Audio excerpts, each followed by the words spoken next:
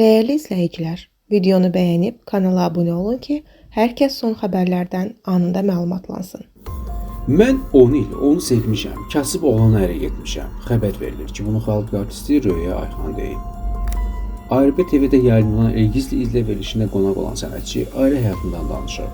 Mən kasıb oğlana ərə getmişdim. Lobisin quru adı var idi, amma evləndiyimiz gün onun bütün bank kartları və hesabları bloklanmışdı. Amma mən 10 il onu sevmişəm. Çox gözəl ailəmiz var idi.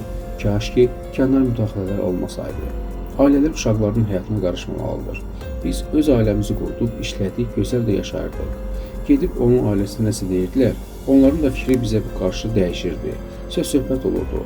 Bizə müdaxilə olunmasaydı, biz bugün də xoşbəxt ailə olaraq yaşayacaqdıq.